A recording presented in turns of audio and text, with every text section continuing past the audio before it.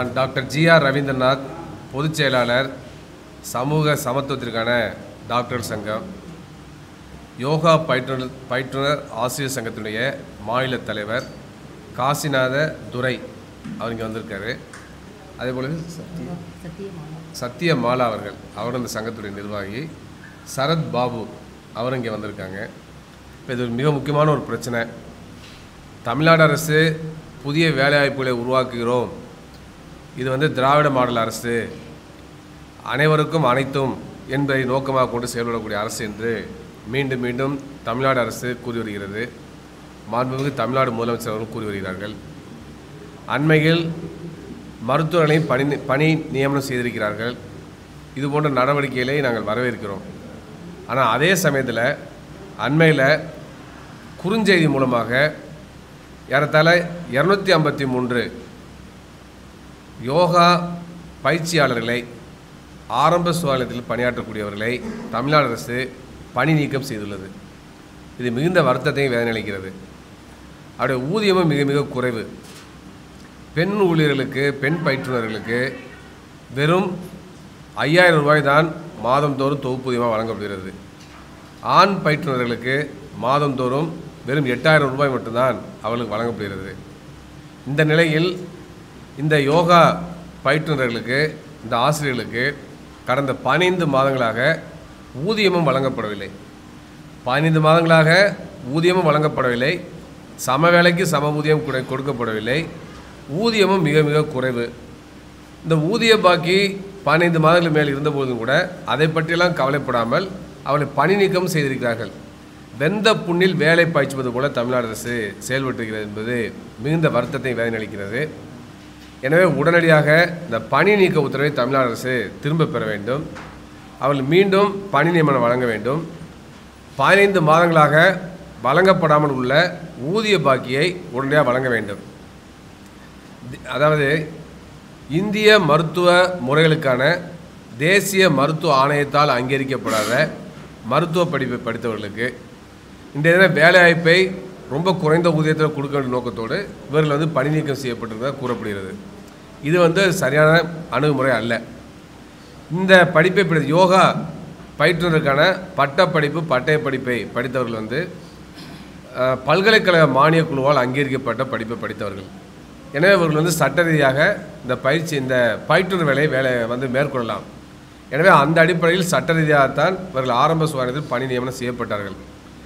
ஆனால் இவர்களை பணி நீக்கம் செய்துவிட்டு தேசிய அளவில் இருக்கக்கூடிய இந்திய மருத்துவ முறைகளுக்கான தேசிய மருத்துவ ஆணையத்துடைய அங்கீகாரத்தை பெறாத படிப்பை படிக்கக்கூடிய யோகா மற்றும் நேச்சுரோபதி என்ற படிப்பை படிக்கக்கூடியவர்களை நியமனம் செய்ய வேண்டிய நோக்கத்தோடு தான் இந்த வேலை செய்யப்படுவதாக கூறப்படுகிறது. இது சரியான அணுகுமுறை இல்லை. தமிழ்நாடு டாக்டர் எம்ஜிஆர் மருத்துவ பல்கலைக்கழகம் தேசிய மருத்துவ ஆணையத்தாலோ அல்லது இந்திய மருத்துவ முறைகளுக்கான தேசிய மருத்துவ ஆணையத்தாலோ அங்கீகரிக்கப்பட்ட மருத்துவ படிப்புகளை தான் துவங்க வேண்டும், நடத்த வேண்டும். ஆனால் தேசிய மருத்துவ ஆணையம், இந்திய மருத்துவ முறைகளுக்கான ஆணையத்தால் அங்கீகரிக்கப்படாத, ஏற்கப்படாத ஒரு படிப்பை தமிழ்நாடு முழுவதும் துவங்கி ஏராளமான தனியார் நிறுவனங்கள் புற்றிசல் போல் பெருகி அவர்களுக்கு வேலைவாய்ப்பை கொடுக்க வேண்டிய நோக்கத்தோடு தான் இந்த சதி வேலை செய்யப்படுவதாக கூறப்படுகிறது. இது கடுமையான கண்டனத்திற்குரியது.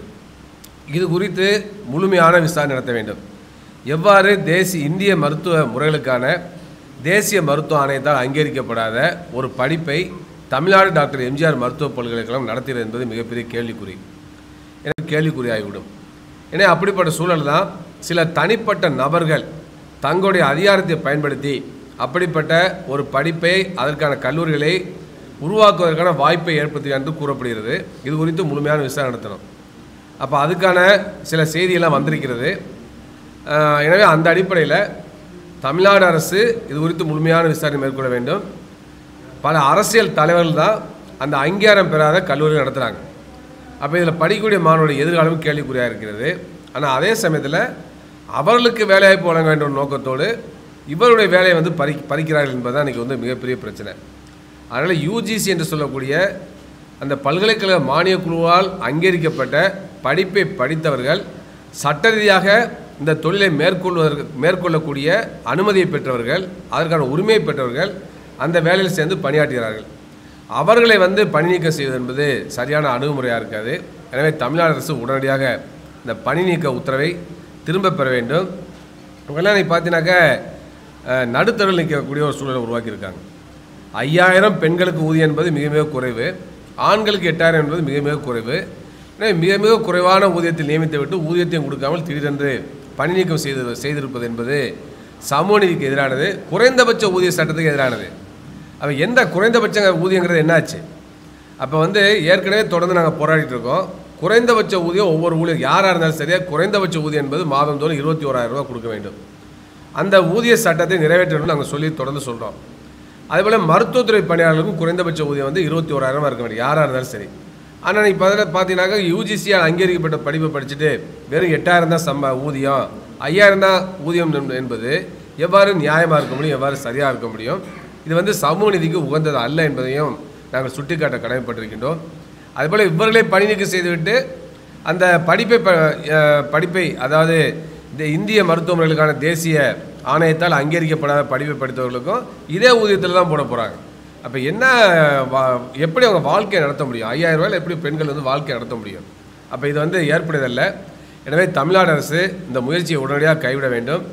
ஏற்கனவே பணியில் உள்ள இந்த 253 பேருக்கும் பணி நீக்க உத்தரவை ரத்து செய்துவிட்டு மீண்டும் பணி வழங்குவதோடு மட்டுமல்லாமல் அவருடைய ஊதிய பாக்கியை வழங்க வேண்டும்.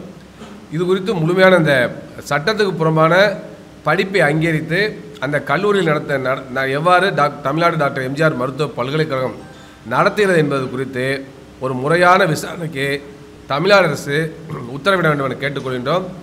இல்லை என்று சொன்னால் சிபிஐ விசாரிக்க வேண்டும். இல்லை என்று சொன்னால் உண்மையில் வெளியில் வராது. எனவே அந்த அடிப்படையில் தமிழ்நாடு அரசு உடனடியாக இந்த விஷயத்தில் யார் தவறு செய்தார் என்று கண்டுபிடித்து அவர் மீது கடுமையான நடவடிக்கை எடுக்க வேண்டும் என நாங்கள் வலியுறுத்தி கேட்டுக்கொள்கின்றோம். தமிழ்நாட்டில் ஏராளமான அரசு ஆரம்ப சுகாதாரம் இருக்குது.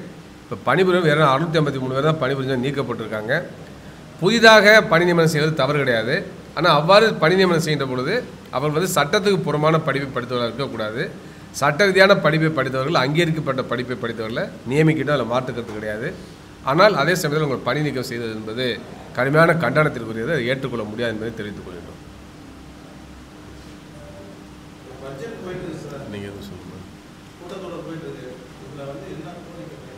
இப்போ என்னக்க சட்டமன்றத்தில் இந்த கோரிக்கைகளை சட்டமன்ற உறுப்பினர் எழுப்ப வேண்டும் என்பதற்காக தான் அதை நாங்கள் ப்ரெஸ் மீட்டும் போட்டிருக்கோம். ஏற்கனவே கடந்த வாரம் ஒரு ஆர்ப்பாட்டமும் நடத்த அந்த நிறுவனத்தின் உள்ளரையே இந்திய மருத்துவமனைகளுக்கான கல்வி நிறுவனத்தின் ஆணையத்துக்கு அந்த டைரக்டர் ஆஃபீஸ் முன்னாலேயே நாங்கள் ஒரு ஆர்ப்பாட்டத்தை நடத்தியிருக்கிறோம். கவன ஈர்ப்பு ஆர்ப்பாட்டம் அது.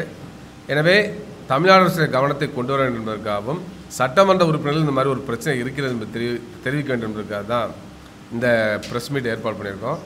இன்று மாலை பல்வேறு அரசியல் கட்சியுடைய சட்டமன்ற உறுப்பினர்களையும் இந்த நிர்வாகிகள் சந்தித்து பேச இருக்கின்றார்கள், அவற்றையும் விளக்க இருக்கின்றார்கள். எனவே இந்த சட்டமன்ற கூட்டத்தொடர் நடக்கின்ற பொழுது தமிழ்நாடு அரசு இந்த பிரச்சனை குறித்தும் கவனம் செலுத்த வேண்டும் நாங்கள் கேட்டுக்கொள்கின்றோம்.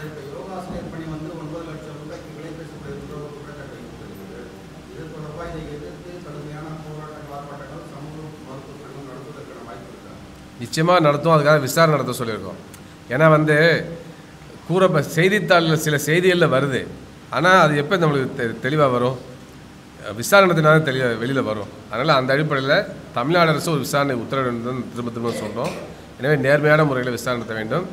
அந்த யார் தவறு செய்தாலும் அவர்கள் மீது கடுமையான சட்ட ரீதியான நடவடிக்கை எடுக்க வேண்டும் என்பது எங்களுடைய கோரிக்கை. மத்திய அரசு ஆயுஷ்மான் பாரத் திட்டத்தின் கீழே அனைத்து மாநிலங்களிலும் யோகா பயிற்சியாளர் நியமிக்க வேண்டும் என்ற உத்தரவு பிறப்பித்தது. அதுபோல் தமிழகத்தில் 2023 ஒரு 60 சித்தா மருத்துவத்தில் யோகா பயிற்சியாளர் நியமித்தாங்க. ஒரு வருஷத்துக்குள்ளே சம்பளத்தை கொடுத்துட்டாங்க. இப்போ 1.5 வருஷமாக சம்பளம் கொடுக்கல. அதுக்காக தான் உங்களை சந்திக்க வந்திருந்தோம். எதனால் சம்பளம் கொடுக்கலன்னு கேட்டதுக்கு இந்த மத்திய அரசு நிதி எங்களுக்கு ஒதுக்கலை அப்படின்னு சொல்லிட்டு இயக்குனர் அவர்கள் சொல்லியிருந்தாங்க. நாங்கள் சம்பளம் வந்தோடனே உங்களுக்கு எல்லாத்துக்குமே கொடுத்துருவோம் அப்படின்னு சொல்லியிருந்தாங்க. நாங்களும் ஒரு வருஷம் பொறுத்து பார்த்தோம். ஒரு 1.5 வருஷம் ஆச்சு. இப்போ திடீர்னு என்ன செஞ்சால் ஒரு மாதத்துக்கு முன்னாடி எங்களுக்கு குறுஞ்செய்தி அனுப்பிவிட்ருக்காங்க. நாங்கள் சித்தா மருத்துவருக்கு கீழே தான் நாங்கள் வேலை பார்க்குறோம் யோகா பயிற்சியாளர்களாக. அதில் என்ன செஞ்சால் குறுஞ்செய்தி அனுப்பி இவங்க உடனடியாக 7/2/2025 இவங்களை உடனடியாக பணி நியமிக்கணும், பணியிலேருந்து விடுபடணும் அப்படின்னு சொல்லிட்டு குறுஞ்செய்தி அனுப்பியிருக்காங்க. எங்களுக்கு ஒரு ஆச்சரியமாக இருந்துச்சு. என்ன வந்து ஆல்ரெடியாக வந்து ஏற்கனவே வந்து அந்த பணியிலேருந்து யோகா பயிற்சியாளராக 2.5 வருஷமாக இருக்கும். புரிஞ்சது எதுக்கு அனுப்புகிறாங்க, யார் அனுப்புகிறேன்னு தெரியல. உடனடியாக வந்து எல்லா சித்தா டாக்டர்களுக்கு வந்து ஒரு மிரட்டல் மாதிரி அனுப்பியிருக்காங்க. உடனடியாக வந்து இவளை வந்து நீக்கிட்டால் உங்களுக்கு வந்து துறை ரீதியாக வந்து ஆக்ஷன் எடுப்போம் அப்படின்னு சொல்லிட்டு அந்த சித்தா டாக்டருக்கு வந்து மெசேஜ் அனுப்புவோம். எங்கள் உடனடியாக இந்த 7ஆம் தேதி வந்து ஈவினிங் வந்து நிப்பாட்டுங்க அப்படின்னு சொல்லிட்டு எங்களை எல்லாம் நிப்பாட்டிட்டாங்க. நாங்கள் உடனே வந்து இயக்குனர் கேட்டதுக்கு வந்து எங்களுக்கு தெரியாது, யார் அனுப்புகிறேன் எங்களுக்கு தெரியாதுன்னு சொல்லிட்டு அவங்கள வந்து தட்டி கழிச்சிட்டாங்க. இதில் வந்து என்ன ரீசன்டாக அந்த யோகா அண்ட் நேச்சுரோபதி கல்லூரியில் வேலை பார்க்குற முதல்வர் வந்து அந்த ஒருவரும் மட்டும் 3 துறையில் இருக்காங்க. அது வந்து செய்தியாளர் வந்து கண்டிப்பாக வந்து கேட்டு அரசுக்கு தெரியப்படுத்தணும். கல்லூரி முதல்வர் இருக்காங்க, அதே மாதிரி இணை இயக்குநராக இருக்காங்க, அதே மாதிரி நோடல் ஆஃபீஸர் 3 பதவியில் ஒருத்தர் இருக்கார். அது எந்த வந்து ஸ்டேட்லேயும் இல்லாத ஒரு பதவி வந்து ஒரு தமிழ்நாட்டில் மட்டும் இருக்காங்க.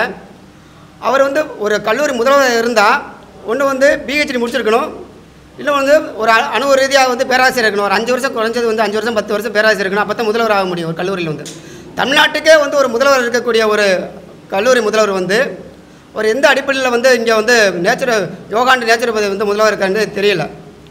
அது பல தடவை வந்து பேப்பரில் வந்துருச்சு. அரசு வந்து எதுவும் வந்து ஸ்டெப் எடுக்கலை. அது உடனடியாக வந்து ஒருவர் வந்து எப்படி ஒரு 3 துறையில் இருக்க முடியும் அப்படின்னு சொல்லிட்டு பத்திரிகையாளர் தான் வந்து எங்களுக்கு வந்து ஒரு நல்ல முடிவு எங்களுக்கு கொடுக்கணும். அதுபோல் இந்த 1.5 வருஷமாக வந்து எங்களுக்கு சம்பளம் வரலை. சரிங்களா, பெரிய வாழ்வாதாரத்தை இழந்திருக்கும். எங்களுக்கு வந்து தொழிலாக வந்து இந்த யோகா துறை தான். சரிங்களா, காலையில் யோகா பண்ணுவோம், அதுமாதிரி ட்ரீட்மெண்ட் பண்ணுவோம், அது மாதிரி ஈவினிங் வந்து யோகா தான். எங்களுக்கு ஃபுல் அண்ட் ஃபுல்லாக வந்து இந்த யோகா கலையில் தான் நாங்கள் வந்து இருக்கோம். அது மாதிரி யோகா நேச்சுரோபதி முடித்தவங்க வந்து டாக்டர்னு சொல்லக்கூடிய அவங்கள வந்து யோகா இன்ஸ்ட்ரக்டர் நாங்கள் வந்து வெளியில் போன உடனே அவங்க வந்து அதே சம்பளத்துக்கு 5000க்கு 8000க்கு வந்து அவங்கள வந்து நியமிக்கிறதுக்காக ஏற்பாடு பண்ணியிருக்காங்க. இதில் வந்து பெரிய உள்நோக்கம் இருக்குது. என்னென்னா இவங்க வந்து டிம்மிலே வந்து ஒரு சிலவர் வந்து என்ன செஞ்சுருக்காங்க, அந்த வந்து பிஎன்எஸ் ஸ்டூடெண்ட்டு பேரண்ட்டு இப்போதைக்கு ஒரு 4000 கொடுங்க, உங்களுக்கு வந்து நீ ஒரு 6 மாதம் 1 வருஷம் நீங்கள் வந்து ஸ்ட்ரைக் மாதிரி பண்ணுங்கள், அப்போ வந்து உங்களுக்கு வந்து அதுக்கடுத்து ஒரு 5 லட்சம் கட்டுங்க, உங்களுக்கு வந்து ஒரு நல்ல சம்பளம் வந்துடும் அப்படின்னு சொல்லி ஆசை வார்த்தை கூறி அவங்கள வந்து இப்போ உள்ளே கொண்டு வராங்க. ஆல்ரெடி ஏற்கனவே வந்து 250 பேர் வந்து 1 வருஷமாக சம்பளம் வாங்கிட்டு 1.5 வருஷம் சம்பளம் இல்லாமல் இருக்கும். அவங்களுக்கு உடனே நீக்கி விட்டு அதே இடத்துல வந்து என்ன பண்ணுறாங்க, இப்போ வந்து யோகா பயிற்சியாளர் நியமிக்கிறாங்க. அது வந்து அரசுக்கு வந்து ஒரு எதிர்வினை ஆட்டணும், இவங்க அரசுக்கு அவப்பெயரை ஏற்படுத்தணும்னு சொல்லிட்டு அங்கே உள்ள ஒரு சிலவர் வந்து தூண்டி விடுறாங்க. உடனடியாக அந்த அரசு வந்து எங்களுக்கு வந்து நல்ல தீர்ப்பு வழங்கணும் என்பதை கேட்டுக்கொள்கின்றோம். இது மட்டும் இல்லாமல் இதற்கு முன்னாடி வந்து 2007 வந்து ஐயா கலைஞர் ஆட்சி இருக்கும்போது வந்து யோகா பயிற்சியாளர் நியமித்தாங்க எல்லா விளையாட்டுத்துறைக்கும். அவங்களுக்கு வந்து இப்போ இருக்கக்கூடிய திராவிட மாடல் அரசு முதலமைச்சர் அவர்கள் உடனடியாக அவங்களே வந்து ஒருங்கிணைத்து அனைத்து துறைகளுக்கும் யோகா பயிற்சியாளர் நியமிக்க வேண்டும் என்பதை எங்களுடைய குறிக்கோளாக இருக்குது. அதுபோல் வந்து அனைத்து பள்ளிகளுக்கும் கல்லூரிகளுக்கும் யோகா பயிற்சியாளர் நியமிக்க வேண்டும் என்பது எங்களுக்கு குறிக்கோளாக இருக்குது. தயவுசெய்து முதலமைச்சர் அவர்கள் இப்போ உள்ள யோகா பயிற்சியாளர்கள் உடனடியாக பணி பாதுகாப்பு வழங்க வேண்டும். இப்போ இருக்கக்கூடிய நிலுவையில் இருக்கக்கூடிய ஊதியத்தொகையை உடனடியாக வழங்க வேண்டும் என்பதுதான் எங்களுடைய முதலமைச்சர் அவர்களுக்கு வேண்டுகோள் வைக்கின்றோம். இல்லை வதந்தி இல்லை, இது அது விசாரிக்கணும். இது நேரடியாக வந்து இது எதனால் வந்து இவங்களுக்கு இல்லை, எங்களுக்கு வந்து வாய்மொழி செய்தியாக தான் வந்திருக்கு. அது உடனடியாக வந்து எதனால் வந்து இவங்களை வந்து உடனே நிப்பாட்டிருக்கீங்க, 253 பேர் வந்து அரசு சுகாதாரத்துறையை வேலை பார்க்குறாங்க, எதுக்கு வந்து உடனடியாக வந்து நீக்குமே வெளியேற்றணும்னு சொல்லிட்டு எங்களுக்கு வந்து ரொம்ப அதிர்ச்சியாக இருக்கிறது. ஏன்னா வந்து மெசேஜ் அனுப்பக்கூடாது. இப்போ வந்து ஒரு அரசு துறை வேலை பார்க்குறேன்னு சொன்னால் அதுக்கு வந்து என்ன செய்யணும், லெட்டர் மூலியாக கொடுக்கணும். இப்போ வந்து அரசு துறை வேலைன்னா லெட்டர் மூலம் கொடுத்தா வெளியேற்றுங்க, இல்லை ஒரு வேளை அவர் வேலை ஒரு குற்றச்சாட்டு இருக்கணும். அப்படி தான் எங்களுக்கு வந்து கவர்மெண்ட்டே ஒரு ரூல்ஸ் இருக்குது. ஆனால் நீங்களே பார்த்துருக்கலாம், உங்களுக்கு வந்து ஒரு மெசேஜ் மட்டும் தான் அனுப்பியிருக்காங்க. இது ஒரு ஆல்ரெடி வேலை பார்க்க இருக்கக்கூடிய யோகா பயிற்சியாளருக்கு இது ஒரு மெசேஜ் அனுப்பி உடனே நிப்பாட்டுங்க. அப்போ என்ன பண்ணுறாங்க, இருக்கக்கூடிய அமைச்சர்கள் ஒரு சில எல்லா பேருமே சேர்ந்து ஒரு சில அமைச்சர்கள் இருந்தது இந்த யோகா அண்ட் நேச்சுரோபதியை வந்து கல்லூரி கட்டியிருக்காங்க. அவங்களுக்கு வந்து என்ன பண்ணணும், மாணவர்களை சேர்க்கணும், மாணவரை ஊக்கப்படுத்தணும் அப்படின்னு சொல்லிட்டு இங்கே உள்ள ஒரு சிலர் வந்து வேலை பார்த்துக்கக்கூடிய யோகா பயிற்சியாளரை வெளியேற்றணும் அப்படின்னு சொல்லிட்டு இந்த யோகா நேச்சுரோபதி படித்தவங்களை உள்ளே கொண்டு வரணும். ஆனால் யூஜிசி நாம்ஸ் இல்லாத ஒரு படிப்பு தான். ஆனால் வந்து எம்ஜிஆர் யூனிவர்சிட்டியில் கேட்டதுக்கு அவங்களுக்கு முறையான பதில் கொடுக்கவே இல்லை. இது வந்து யோகா அண்ட் நேச்சுரோபதி வந்து யூஜிசி நாம்ஸ் அங்கீகரிக்கப்பட்டதாக உண்டு தகவல் அறிவுன்னு சொல்லி கேட்டிருந்தோம். அவங்க பதிலே கொடுக்கவே இல்லை. நீங்கள் வந்து யூஜிசி நாம்ஸில் கேட்டுக்குங்க அப்படின்னு சொல்கிறாங்க. ஏன்னா நீங்கள் யார் மையம் யாருன்னு கேட்டால் அவங்க அப்பா தானே சொல்லணும், இவன் என் மையன்னு சொல்லணும் இல்லையா? ஆனால் எம்ஜிஆர் யூனிவர்சிட்டி என்ன சொல்கிறாங்க, இது வந்து எங்களுக்கு தெரியாது, நீங்கள் வந்து யூஜிசி நான் அங்கே பல்கலைக்கழகத்தில் கேட்டுக்குங்க அப்படின்னு சொல்லிட்டு எங்கள்கிட்ட கேள்வி வைக்கிறாங்க. இப்போ நாங்கள் போய் யார்கிட்ட கேட்க முடியும்? இப்போ நாங்கள் உங்கள்கிட்ட தான் வைக்க வேண்டியிருக்கு. அவங்களுக்கு அதிகாரம் இல்லை, அவங்க வந்து ப்ராப்பராக கொடுக்கணும். இப்போ வந்து ஆல்ரெடி நாங்கள் வந்து வேலை பார்த்துருக்கோம், சம்பளம் இல்லை, இன்னும் சம்பளம் கொடுத்துட்டு அவங்களை வந்து நீக்கியிருக்கணும். நீக்கிறதுக்கு என்ன ரீசனுக்கு சொல்லணும். இப்போ வந்து எங்கள் மேலே வந்து ஏதாவது குற்றம் இருக்கணும், 253 வேலை வைக்கிறாங்க, இவங்க வந்து இவங்க சரியாக வேலை வைக்கலை, ஆனால் அவங்க எதுக்கு கம்ப்ளைண்ட் இருந்தால் தான் நீக்கிறதுக்கு அதிகாரம் உண்டு. ஆனால் இதே இது தமிழக சுகாதார அமைச்சர் வந்து எல்லா மாவட்டத்துக்கும் சுற்றுப்பயணம் செய்யும்போது நல்லபடியாக வந்து யோகா பயிற்சியாளர் சொல்லிக் கொடுக்குறாங்க. இப்போ வந்து பெண்களுக்கு வந்து நார்மல் டெலிவரி ஆகுது, இப்போ வந்து சிசர்லாம் குறைஞ்சிருச்சுன்னா அவங்களே பேட்டி கொடுத்துருக்காங்க. சுகாதார அமைச்சர் பேட்டி கொடுத்துருக்கும் போது இருந்துச்சு. அப்போ எதுக்கு எங்களை வந்து நிற்கிறாங்க? நாங்கள் வந்து சென்ட்ரல் கமிட்டி ஸ்கீமை என்ன செஞ்ச ஜீவோ ஆடுறேன். இதில் வந்து யோகா ட்ரெயினருக்கு வந்து டிகிரி, டிப்ளமோ அல்லது சான்றிதழ் ஏதாச்சும் 3 இருந்தால் போதும்.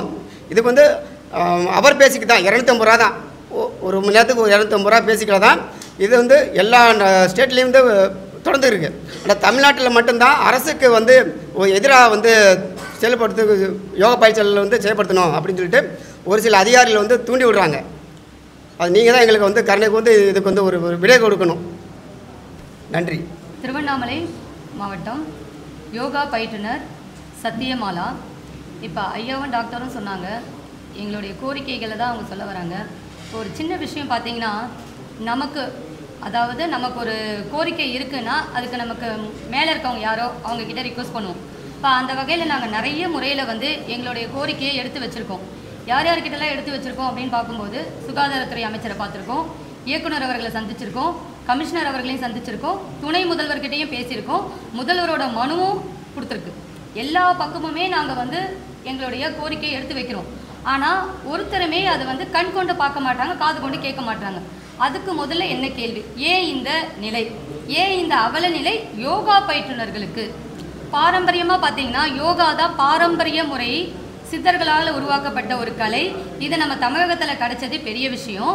இந்த கலையை போதிக்கக்கூடிய ஆசிரியர்கள் நல்லா சொல்லி கொடுத்ததுனால தான் நம்ம அதாவது அமைச்சர் அவர்கள் என்ன பண்ணாங்க, சுகாதார மையங்களில் பெரும்பாலும் பிரசவம் இயல்பாக நடைபெறுகிறது. அதுக்கு காரணம் யோகா சொல்லிக் கொடுக்குறது அப்படின்றது நிறைய நியூஸ் நீங்களே அதை போட்டிருக்கீங்களா, பார்த்துருப்பீங்க. இப்போ அந்த வகையில் நாங்கள் தகுதி இல்லாமல் போனது எப்போ? 3 ஆண்டு காலமாக வேலை செய்கிறோம் அப்படின்னோம்னா 3 ஆண்டு காலமாக எங்களுக்கு தகுதி இல்லையா, வேலை செய்ய எங்களுக்கு சரியில்லையா, இல்லை அவங்க எப்படி எங்களை வந்து தேர்ந்தெடுத்தாங்க ஒரு கேள்வி எங்களுக்கு. இப்போ திடீர்னு ஐயா சொல்கிற மாதிரி ஒரு குறிப்பிட்ட நேரத்தில் இவங்களுக்கு இந்த வேலைக்கு தகுதி இல்லை, இவங்களை மாற்றிட்டு டாக்டர்ஸை இவங்களை இதில் எடுத்துகிட்டு வந்து போடணும் அப்படின்னு நினைக்கிறாங்க. இங்கே ஒரு கொஸ்டின் பார்த்தீங்கன்னா, இவ்வளோ நாள் ஜாயின் பண்ணிலேருந்து 1 வருஷம் சம்பளம் வாங்கிட்டோம், இப்போ 20 மாதங்களாக சம்பளம் இல்லை. அப்போ இது நாள் வரைக்கும் எங்களுக்கு தகுதி இருக்கா தகுதி இல்லையான்னு அரசாங்கத்துக்கு தெரியலையா, இல்லை அமைச்சர்களுக்கு தெரியலையா, இல்லை எங்களுடைய சித்த மருத்துவர்களுக்கு தெரியலையா, அது தெரியாமல் நாங்கள் பணியாற்றினோமா? இது ஒன்று. இப்போ தான் நாங்கள் தகுதி இழந்துட்டோமா? தகுதி இழந்தோன்னு சொன்னால் இது எங்களை மட்டும் பாதிக்கக்கூடிய விஷயம் அல்ல. நாங்கள் எந்தெந்த பல்கலைக்கழகம் மூலமாக படிச்சிருக்கோமோ, ஐயா சொன்ன மாதிரி யூஜிசி நார்ம்ஸில் கீழே வரக்கூடிய அத்தனை பல்கலைக்கழகத்துக்கும் இது ஒரு கேள்விக்குறி. ஏன்னா ஒவ்வொரு பல்கலைக்கழகத்திலும் பிஎஸ்சி படிச்சிருக்கோம், எம்எஸ்சி படிச்சிருக்கோம், டிப்ளமோ முடிச்சிருக்கோம். அப்போ அதுக்கெல்லாம் வேல்யூ இல்லையா? ஒரு குறிப்பிட்ட பல்கலைக்கழகம் நான் பேர் சொல்ல விரும்பலை, நிறைய பல்கலைக்கழகம் இருக்குது. அது முக்கியமான பல்கலைக்கழகத்திலலாம் படிச்சிருக்கோம்.